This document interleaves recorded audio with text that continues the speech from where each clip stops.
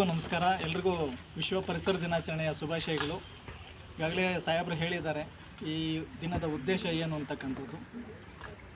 ಇಡೀ ಪ್ರಪಂಚದಲ್ಲಿ ಇರತಕ್ಕಂತಹ ಜನಸಂಕುಲ ಏನಿದೆ, ಜೀವಸಂಕುಲ ಏನಿದೆ, ಅದು ಉಳಿಬೇಕು ಅಂತಂದರೆ ಪರಿಸರವನ್ನು ಉಳಿಸಬೇಕಾಗಿರ್ತಕ್ಕಂಥದ್ದು ನಮ್ಮ ಜವಾಬ್ದಾರಿಯಾಗಿದೆ.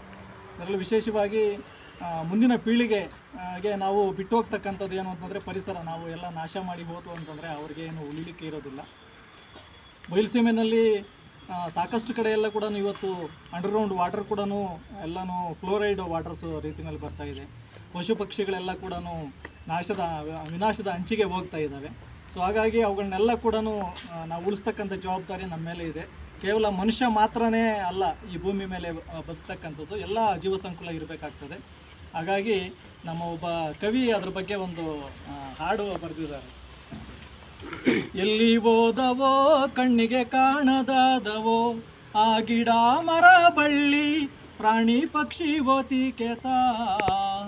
ಎಲ್ಲಿ ಹೋದವೋ ಕಣ್ಣಿಗೆ ಕಾಣದಾದವೋ. ಅಲರಂ ಗಡಿಯಾರ ಎಲ್ಲರ ಮನೆಯಲ್ಲಿರಲಿಲ್ಲ, ಒತ್ತರೆದು ಹೊಲಕ್ಕೋಗಲು ಎಳಿಸೋರು ಯಾರಿಲ್ಲ. ಗುಬ್ಬಚ್ಚಿಗಳ ಗಲಿಬಿಲಿಗೆ ಎಚ್ಚೆತು ನಾನು ಹೋದೆನಲ್ಲ.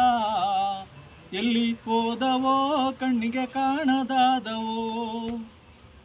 ಬೇಲಿ ಮೇಲೆ ಬಣ್ಣ ಬಣ್ಣದ ಚಿಟ್ಟೆಗಳ ಪರದಾಟ, ಗುಡಿ ಗೋಪುರದ ಮೇಲೆ ರಂಗುರಂಗಿನ ಹಕ್ಕಿಗಳಾಟ. ರಂಗನ ತಿಟ್ಟಿನಾಗೂ ಕೂಡ ರಜಾ ಹಾಕಿ ಹೋಗಿವೆ ಎಲ್ಲ. ಎಲ್ಲಿ ಹೋದವೋ ಕಣ್ಣಿಗೆ ಕಾಣದಾದವೋ.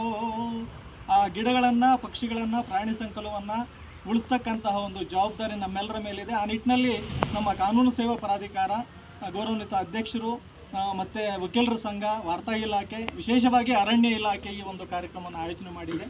ಎಲ್ರಿಗೂ ಕೂಡ ಪರಿಸರವನ್ನು ಉಳಿಸೋಣ, ಬೆಳೆಸೋಣ ಅಂತ ಹೇಳ್ತಾ ನನ್ನ ಮಾತು ಮುಗಿಸ್ತೀನಿ.